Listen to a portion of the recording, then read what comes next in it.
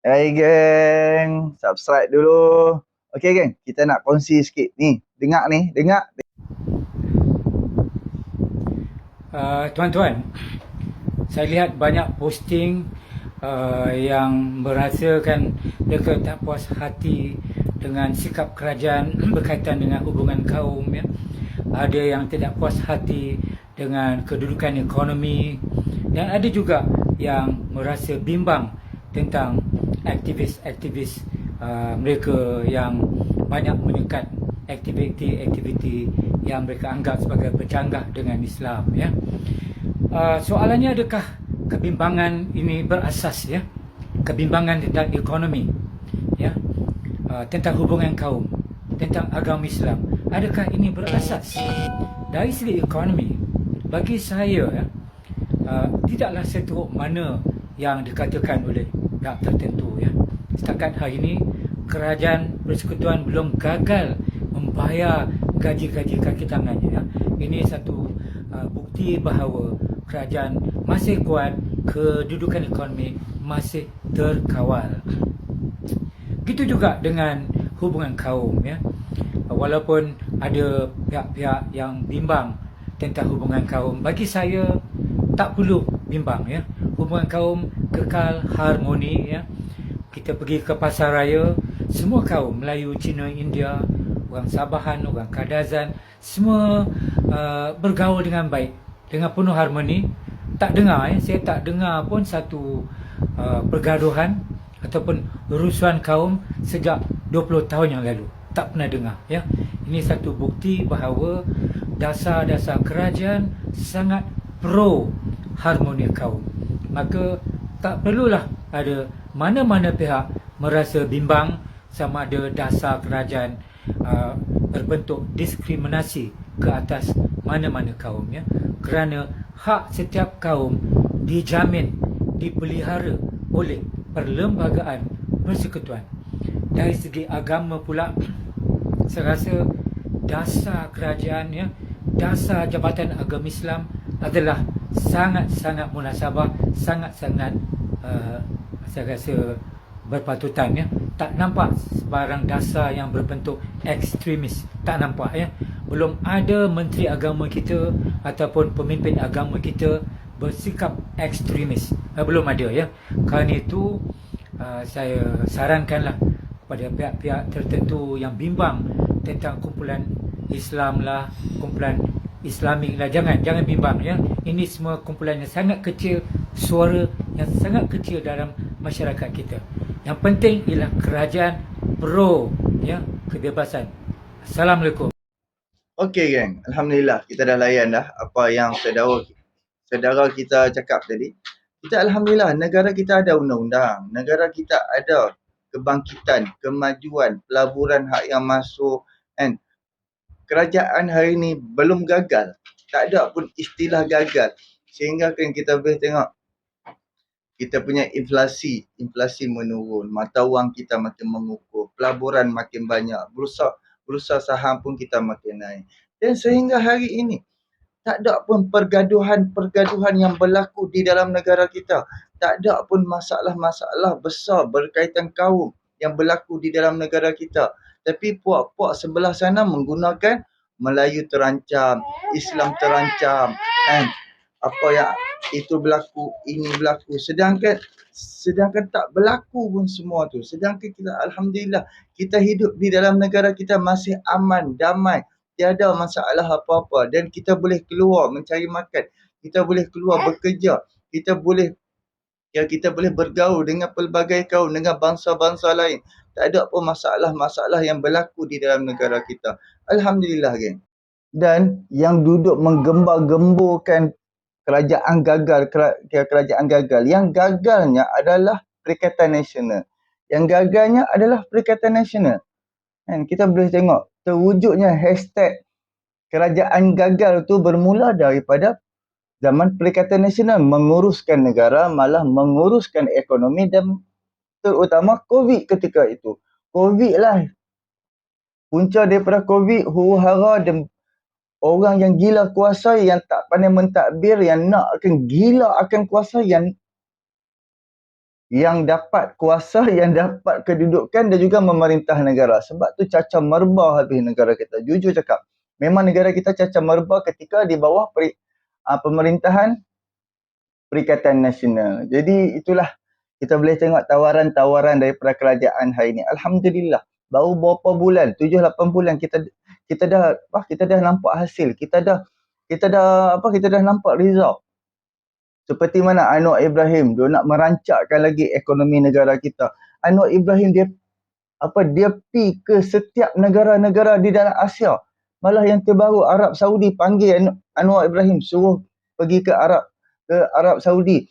Lepas tu kawan dia, sahabat dia, Tayyip Erdogan daripada Turki pun panggil jemput kan untuk berbincang soal ekonomi, untuk nak merancakkan hubungan di antara dua negara kan. Jadi itulah yang sepatutnya kerja-kerja Perdana Menteri kan, kerja-kerja kerajaan perlu merancakkan lagi ekonomi, membangunkan ekonomi kan. Bila ekonomi kita makin rancak, makin cantik dan pelabur-pelabur pun masuk, barulah mata wang kita kukuh, peluang pekerjaan kita banyak dan juga rakyat pun berkemampuan berbelanja dan juga akan kembali pulih, akan kembali baik. Dan satu lagi yang paling kita kena hapuskan, yang paling kerajaan dan rakyat kena usahakan, hapuskan rasuah. Hapuskan rasuah, wajib hapuskan rasuah. Sebab rasuah ni dah memang paling merosakkan negara. Rasuah ni adalah paling musibat, celaka semua yang kerosakan ni tak kira lah negara ke, pengurusan ke, bisnes ke, apa ke. Kalau berkaitan dengan rasuah ni memang rosak, memang hancur lah satu-satunya negara tu. Jadi kita perlu berusaha menyokong kerajaan hari ni. Dan hari ni Datuk Seri Anwar Ibrahim pun yang macam dah bentangkan 7 polisi, 7 usaha utama yang kerajaan madani akan buat, akan usahakan. Jadi alhamdulillah geng, apa adu domba penipuan yang dimainkan oleh Perikatan Nasional tak berlaku pun. Malah kita boleh hidup aman, damai, selesa, dan kita keluar langkah daripada rumah dan kita balik, kita langkah masuk ke dalam rumah. Tak ada masalah apa dan tak ada isu apa, tidak ada apa pun yang berlaku. Pergaduhan ke, huru-hara ke, ketidakstabilan ke apa semua. Alhamdulillah. Kita kena faham satu. Perikatan Nasional, mereka memang syok. Mereka syok bergaduh, mereka syok cari pasal dengan orang, mereka syok ni huru-hara ni, mereka syok sangat. Sedangkan kita nak kita nak bangunkan negara kita, kita nak bina balik, kita nak majukan negara kita, kita nak majukan ekonomi kita. Kita perlukan keamanan, kita perlukan kestabilan, kita perlukan semua rakyat ni gembira. Kita tak mau bila ada rakyat yang tak gembira turun, duk ada rusuhan sana sini, duk ada tembak menembak lah, bergaduh sana sini, kita tak mau. Kita ni di dalam negara kita, kita perlu tunjuk contoh yang baik dan contoh-contoh tu dibawa ke negara lain dan negara lain tengok kita pun suka. Jadi syarikat-syarikat yang besar-besar, yang bilion-bilion pun akan masuk ke dalam negara kita, nak bersama dengan kerajaan hari ini dan nak wujudkan berkongsi rezeki ataupun wujudkan peluang pekerjaan. Alhamdulillah kan. Jadi itulah, janganlah mudah diperbodohkan oleh puak-puak lebay ni. Ini walaun lah, pentaksub parti PAS ni dan juga Perikatan Nasional kan. Mereka akan guna segala helah, penipuan, segala-galanya untuk apa? Untuk nak selamatkan diri. Contoh macam sekarang ni, kes daripada pihak Perikatan Nasional sangat-sangat banyak kes. Kes seorang-seorang, Muhyiddin lah, pimpinan perikatan ni, Parti Bersatu ke PAS kan, mereka ada kes rasuah lah, beli undi lah, apalah semua. Jadi of course, salah satu tujuan mereka nak akan itu kuasa demi nak selamatkan diri. Seperti mana kita tengok Tun Dr. Mahathir, dia dah start duk pergi jilat dah Parti PAS dan juga Hadi Awang. Jadi rakyat pakak-pakak duk petikai kisah yang tragedi Mali. Dan jawapan dia, suara-suara setan, soalan-soalan syaitan, dia boleh keluarkan ayat itu. Jadi orang pun tanya macam mana dulu hang kafirkan hang itu, hang ini. Last hari ni, tiba-tiba hang bersama.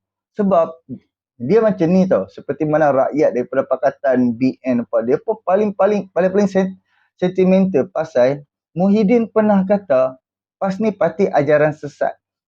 Bib, cuba hang fikir memang memang sangat dalam dan sangat terguris dengan ayat parti ajaran sesat. Dan Mahathir pun siap boleh kata parti PAS, parti kafir, parti sesat, parti tu parti ni kan. Jadi sehingga kan respon daripada pihak PAS kata Mahathir ni maha zalim, maha kafir, maha itu, maha ini, macam-macam. Tiba-tiba hari ni demi nak menjatuhkan Anwar Ibrahim, mereka pejamkan mata. Memang ada setengah orang, ada setengah orang pakat dia kata inilah politik.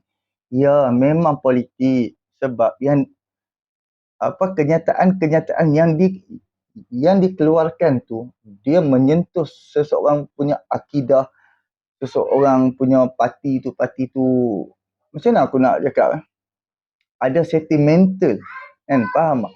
Dia duk kata kawan ni kafir, kawan ni bukan Islam, kawan ni lawan Islam lah, apa semua segala-galanya tu dia kata.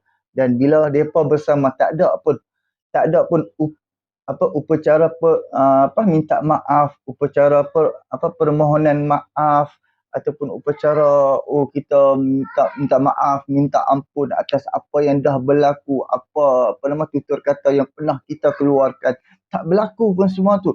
Demi nak lawan Anwar Ibrahim, terus okey, mai event berucap pakai kepiah, pakai baju bah kan, demi apa? Demi nak dapatkan kedudukan, demi nak dapat kuasa. Mahathir pun terancam geng sekarang ni. Mahathir pun turut terancam. Sebab apa geng? Sebab sekarang ni disebabkan Tun Dr. Mahathir saman Datuk Seri Anwar Ibrahim. So Datuk Seri Anwar Ibrahim pun kenalah membuktikan atas ucapan dia di dalam kongres tu. Jadi Datuk Seri Anwar Ibrahim serah 5 bukti dan kebenaran memang Mahathir ni mengkayakan anak-anak dia. So sekarang ni di dalam proses mahkamah, sebab saman ni mungkin ambil dalam masa 2 tahun, 3 tahun, 4 tahun, 5 tahun. Nasib barang kan, tengok atas kes tu. Jadi apabila Datuk Seri Anwar Ibrahim menang kes tu, kes yang Tun Dr. Mahathir saman Datuk Seri Anwar, apabila Anwar menang, Mahathir akan ruyuk tau. Anak-anak dia, harta-harta anak dia boleh ruyuk tau. Boleh hilang sekali mata, boleh dirampas, boleh disita segala kekayaan anak-anak dia. So, of course lah dia nak kena selamatkan anak-anak dia. Of course lah dia nak kena selamatkan tengkok dia. And supaya nanti kalau dia mati, semuanya selamat. Kalau tak, bila dia mati tahu-tahu harta anak-anak dah semua habis kena sita, kena rampas dengan kerajaan negara kita. Sebab apa? Sebab itulah, sebab kekayaan tu dengan menggunakan wang rakyat. Bill out, ambil duit Kementerian Kewangan, serah kepada syarikat anak ni. Sebab apa? Sebab syarikat anak ni dah nak bankrupt. So of course lah, aku sebagai bapa, aku sebagai Perdana Menteri, dan aku sebagai Ketua Negara, dan aku sebagai Menteri Kewangan, aku boleh ambil duit, aku bagi dekat anak aku supaya anak aku dapat cover kerugian dia. Itu yang kita tak mau. Dan itu yang kita perlu buang sistem sifat yang macam ni, bagi projek dekat anak menantu, bagi projek dan projek apa-apa ni serah dekat kawan-kawan yang di dalam kabinet supaya pakat-pakat kaya. Jom kita pakat-pakat kaya. Jadi geng, subscribe, like, komen dan share. Fikir-fikirkan tolak Perikatan Nasional, tolak Parti PAS, tolak Mahathir. Sebab ini semua mereka ni gila kuasa. Mereka dah sampai otak mereka ni, mereka nakkan kedudukan. Sekarang ni apakah tujuan PAS dia nak memerintah negara? Cuba hampa komen di bawah, apakah tujuan parti PAS nak memerintah negara? Sebab hudud dia dah tak ada dah. Dia dah tak bawa model hudud. Dia dah tak bawa model RUU 355 tau. Jadi apa lagi hujah yang PAS nak bawa untuk memerintah negara? So alhamdulillah dengan apa kejayaan hari ini, kita harapkan Anwar Ibrahim boleh terus maintain, bangunkan negara, bangunkan ekonomi, pulih balik kerosakan yang dah dibuat oleh Perikatan Nasional dalam masa tempoh 33 bulan. Okey, terima kasih banyak. Subscribe, like, komen dan share. Assalamualaikum.